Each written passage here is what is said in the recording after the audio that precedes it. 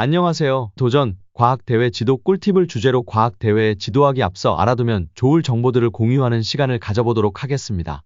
먼저, 콘텐츠 목차부터 살펴보겠습니다. 첫 번째로는 과학대회 지도를 왜 해야 하고 그 과정들이 어떤 가치가 있는지에 대한 의의를 먼저 알아보겠습니다.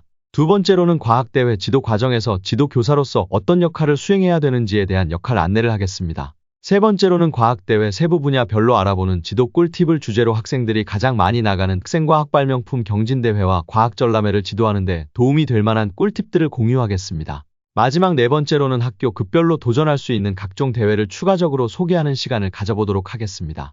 첫 번째, 과학대회 지도의 의의입니다. 교사는 과학대회를 지도하고 지도를 받아 과학대회에 도전하는 학생들은 그 과정에서 어떤 것들을 얻어갈 수 있는 것들이 있는지 알아보겠습니다. 그 전에 메신저 속두 선생님의 대화를 한번 보도록 하겠습니다. 선생님, 혹시 학생들과 함께 과학대회에 나가 지도해 본 적 있으신가요? 아니요, 지도해 본 적이 별로 없습니다.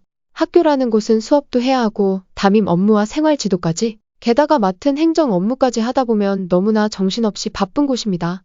학교라는 곳은 물론 너무나 바쁜 곳이죠. 과학대회보단 수업과 담임 혹은 행정 업무에 우선순위를 두어야 하는 것은 당연한 겁니다. 다만 우선순위의 일을 모두 마쳤을 때 학생이 과학대회에 도전하려 한다면 교사로서 지원할 준비는 되어야 하지 않을까요? 그렇죠. 하지만 그런 의지가 있는 학생들을 만나도 사실 걱정이 됩니다. 저 또한 시작해본 경험이 없기 때문에 어떻게 지도해야 할지는 잘 모르겠어요. 혹시 과학대회를 지도하는 과정에서 교사로서 미리 알아두면 좋을 팁이 있을까요? 네, 선생님. 물론 있죠. 저 또한 그렇게 많은 경험이 있는 것은 아니지만 그래도 과학중점고등학교와 과학고등학교에서 근무해 보면서 느꼈던 것들이 많았어요. 때로는 지도 방법을 미리 알아뒀으면 좋았을 것이라고 생각한 것들이 참 많았답니다. 지금부터 제가 경험하면서 느꼈던 걸 선생님께 조금씩 공유해드리겠습니다. 감사합니다. 그런데 학생들이 정말 과학대회를 도전해보게끔 하는 것이 좋을까요? 당연하죠. 저는 과학대회를 지도하며 성장해 나가는 학생의 모습을 보는 것도 교사로서 큰 보람이라고 생각합니다. 도전의 가치를 높게 보셨으면 좋겠습니다. 앞서 두 선생님의 이야기를 잘 들어보셨나요? 과학대회란 과학탐구의 세계로 떠나는 여정이라고 생각하고 정보력이 매우 중요하다고 생각합니다. 그렇다면 과학대회는 왜 중요한가?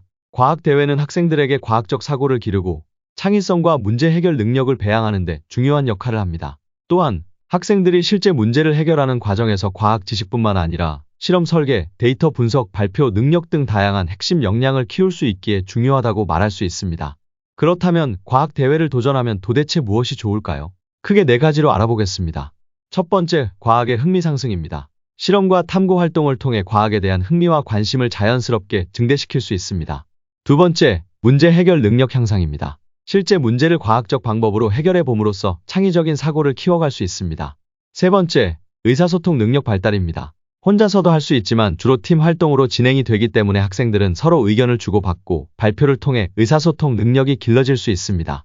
마지막 네 번째, 자기주도 역량 강화입니다. 대회 준비 과정에서 학생들은 스스로 탐구하며 주도적으로 학습해나가는 경험을 할 수 있습니다. 다음은 두 번째, 과학대회 지도 과정에서 지도교사의 역할에 대해 알아보겠습니다.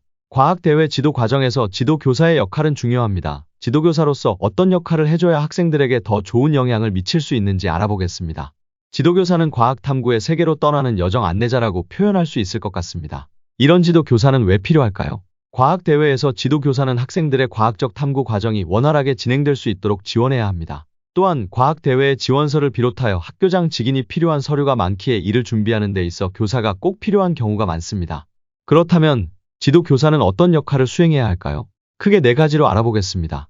첫 번째, 멘토 역할을 수행해야 합니다. 학생들이 문제를 해결하는 과정에서 방향성을 제시하고 아이디어를 발전시킬 수 있도록 지원해야 합니다.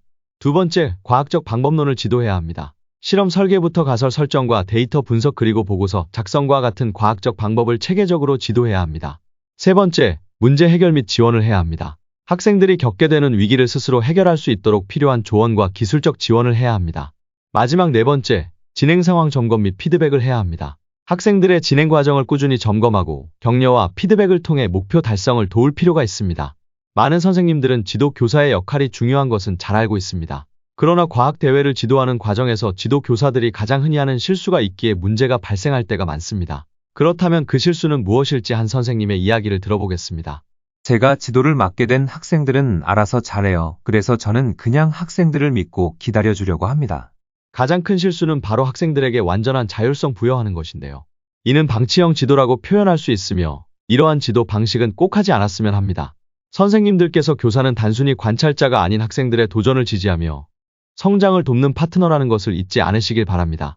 즉, 학생들이 과학 대회를 준비하는 동안 교사는 방치하는 것이 아니라 학생들과 함께하는 동반자로서 역할이 중요하다는 것을 기억해 주세요. 그러면 동반자이자 파트너 역할을 어떻게 해야 하나? 교사는 학생들에게 자율성을 주되 그들이 해결하기 어려운 문제에 부딪혔을 때 적절한 시점에 지도하며 학생들이 스스로 과학적 탐구를 즐기며 성장할 수 있도록 돕는 역할을 하는 것입니다. 그럼 지도교사의 역할 결론을 내겠습니다. 교사는 학생들에게 과학 대회의 목적과 방향을 제시하고 적시에 피드백과 도움을 주며 학생들이 스스로 해결책을 찾을 수 있도록 돕는 역할을 해야 합니다. 방치형 지도는 실패를 초래할 수 있으며 학생들이 주도적으로 실험과 탐구를 진행하되 교사가 지속적으로 진행 상황을 점검하고 경우에 따라 문제 해결을 돕는 역할을 하는 것이 중요합니다. 다시 말해, 대회 준비 과정에서 교사의 적절한 개입과 지도가 학생들의 성장과 성공적인 결과를 이끌어냅니다. 다음은 세 번째, 과학대회 세부 분야별로 알아보는 지도 꿀팁입니다. 과학대회 세부 분야별로 알아보고자 가장 많이 나가는 두 가지 대회의 지도 꿀팁에 대해 알아보도록 하겠습니다. 가장 유명한 대회 탑2라고 할 수 있는 두 가지 대회는 국립중앙과학관에서 주관하고 있으며 학생과학발명경진대회와 과학전람회가 있습니다. 현재까지 학생과학발명경진대회는 총 45회, 과학전람회는 총 70회가 진행됐습니다. 먼저 학생과학발명경진대회부터 알아보겠습니다. 이 대회는 학생들의 창의적인 아이디어를 구체화하는 과정을 통해 발명 활동을 장려하는 대회로 주제는 자유주제이고 출품 자격은 전국 초중고 재학생입니다. 학생 1인 한 작품 원칙으로 지도 교원 1인을 포함해야 합니다. 대회는 4월부터 시작하여 8월까지 진행됩니다. 그동안 어떤 발명품들이 수상했는지 알고 싶어요. 국립중앙과학관 홈페이지에 방문합니다. 특별전 행사를 클릭합니다. 전국학생과학발명품 경진대회를 클릭합니다. 경진대회 검색을 클릭합니다. 전체 검색을 클릭합니다. 그럴 경우 원하는 조건에 맞춰 수상작 조회가 가능합니다. 대회에 나가면 상장과 상금이 있나요? 대통령상과 국무총리상을 받았을 경우 지도교원도 상금이 있으며 학생들을 지도한 내용을 바탕으로 학생작품 지도 논문을 쓰면 상장도 받을 수 있습니다. 가장 최근 대통령상과 국무총리상 받은 발명품은 어떤 것들인가요? 2024년 기준으로 대통령상은 기름을 뜨는 국자로 뱃살 잡아 100살까지 기름 잡는 국자가 받았으며 국무총리상은 교통카드로 패러데이와 렌치의 법칙을 활용한 접이식 온오프 카드가 받았습니다. 조금 더 구체적으로 보면 대통령상은 국을 좋아하는 아빠의 많은 뱃살 때문에 필요 이상으로 많은 지방 섭취로 고지혈증까지 있는 아빠의 건강을 위해 발명을 했다는 동기가 인상적이었으며 밀도차와 개영배 원리를 이용해 보다 쉽게 기름층을 걸러내는 역할을 할 수 있었던 발명품입니다. 다음 국무총리의 경우는 버스에 탑승해 지갑 속 카드를 찍을 때마다 카드가 여러 장 인식되는 상황의 불편함과 카드의 면적이 부피에 비해 너무 커가지고 다니기 불편함에서 시작했으며 어느 방향으로 접냐에 따라 인식 기능을 크고 끌 수 있다는 점이 인상 깊었던 발명품입니다.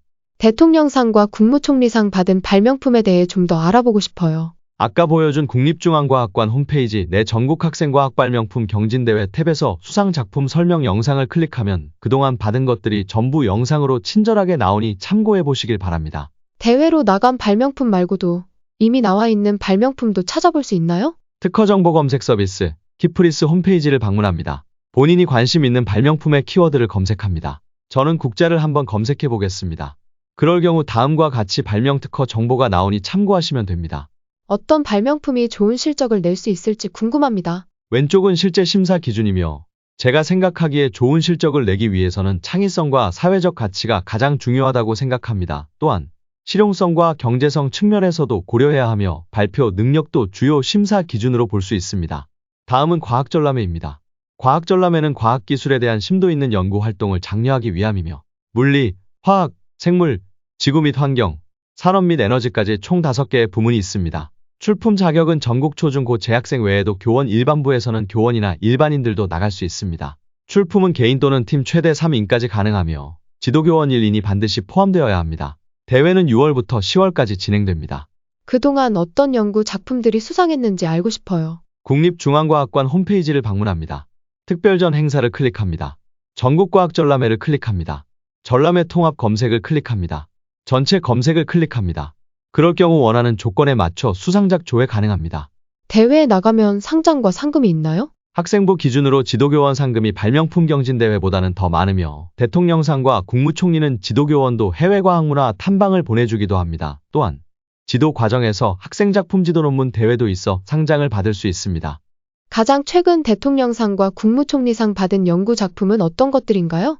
2024년 기준으로 대통령상은 퀀텀닷을 활용한 라즈베리파이 기반의 휴대용 UV 비스키트 제작이 받았으며 국무총리상은 PVR 파노라마 가상현실 콘텐츠는 왜 유난히 어지러울까가 받았습니다. 조금 더 구체적으로 보면 대통령상은 화학 부문으로 분석하는 장비가 너무 비싸고 규모가 크다는 문제점을 해결하고자 저렴하고 휴대성이 뛰어난 UV 비스 분석기기를 만들고자 했던 동기가 인상적이었으며 퀀텀닷을 단파장 광원으로 활용해 샘플 시료의 농도를 측정한 결과 정량적인 결과를 얻어내는데 성공한 연구 작품입니다. 다음 국무총리상의 경우 산업 및 에너지 부문으로 실감형 콘텐츠를 가지고 부스 운영 과정에서 유난히 멀미와 어지러움을 호소하는 문제에 의문점이 들어 어지러움이 없는 PVR 콘텐츠를 개발하고자 했던 동기가 인상적이었으며 노달 포인트라는 개념을 활용하여 원하는 방향의 PVR 콘텐츠를 개발하는데 성공한 연구 작품입니다. 대통령상과 국무총리상 받은 발명품에 대해 좀 더 알아보고 싶어요. 아까 보여준 국립중앙과학관 홈페이지 내 전국과학전람회 탭에서 수상작품 설명 영상을 클릭하면 그동안 받은 것들이 전부 영상으로 친절하게 나오니 참고해 보시길 바랍니다. 어떤 연구 작품이 좋은 실적을 낼 수 있을까요? 왼쪽은 실제 심사 기준이며 제가 생각하기에 좋은 실적을 내기 위해서는 창의성과 탐구성이 가장 중요하다고 생각합니다. 또한 이론적으로 타당한지에 대해서도 고려해야 하며 발표 능력도 주요 심사 기준으로 볼 수 있습니다. 마지막 네 번째, 학교 급별로 도전할 수 있는 각종 대회 소개입니다. 앞서 다루지 않은 대회를 추가적으로 소개해드리겠습니다. 경기도 학생들이 나갈 수 있는 대회를 주관하는 곳은 경기도교육청 소속의 미래과학교육원으로 대회는 크게 자연관찰 캠프, 과학실험 한마당, 융합과학 탐구토론 UI 챌린지가 있습니다. 자연관찰 캠프는 과거 자연관찰 탐구대회였으며 초등학교 5, 6학년 2명이 한 팀이며 지도 교원 1인이 포함되어야 합니다. 이는 식물, 동물, 암석 등 제시된 내용을 관찰 및 탐구한 전 과정을 탐구보고서로 제출해야 하는 대회입니다. 대회는 4월부터 9월까지 진행됩니다. 예선 준비 방법은 다음과 같으며 스스로 관심 있는 내용을 주제로 선정하여 자연관찰 탐구를 수행하는 것이며 심사 기준은 다음과 같습니다. 자세한 것은 미래과학교육원 홈페이지 대회 자료실을 참고해 주시길 바랍니다. 다음 과학실험 한마당으로 과거 과학탐구 실험대회입니다. 중학교 1, 2학년 2명이 한 팀으로 지도교원 1인이 포함되어야 합니다. 이는 주어진 탐구 주제에 대해 창의적인 탐구 실험을 수행하고 보고서를 제출하는 대회입니다. 대회는 4월부터 7월까지 진행됩니다. 예선 준비 방법은 다음과 같으며 스스로 관심 있는 내용을 주제로 선정하여 과학 탐구를 수행하는 것이며 심사 기준은 다음과 같습니다. 자세한 것은 미래과학교육원 홈페이지 대회 자료실을 참고해 주시길 바랍니다.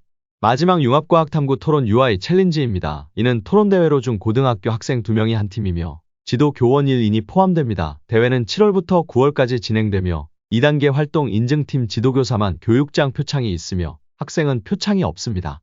1단계 과제 심사 기준과 2단계 활동 심사 기준은 다음과 같습니다.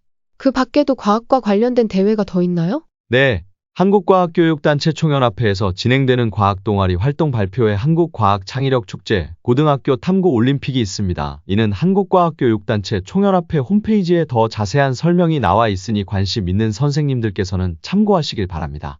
기업과 함께하는 과학 관련된 대회도 있나요? 네, 1학기엔 한화그룹에서 진행되는 한화사이언스 챌린지가 있으며 2학기에는 삼성그룹에서 진행되는 삼성 휴먼테크 논문 대상이 있습니다. 실제 고등학교 학생들이 정말 많이 도전하는 대회이니 고등학교 선생님의 경우는 각 홈페이지에 방문하고 참고하시면 좋을 것 같습니다. 지금까지 도전 과학대회 지도 팁을 주제로 연수를 진행했는데요. 과학대회를 준비하는 선생님들께 조금이나마 도움이 되었길 바라며 이만 연수를 마치겠습니다. 들어주셔서 감사합니다.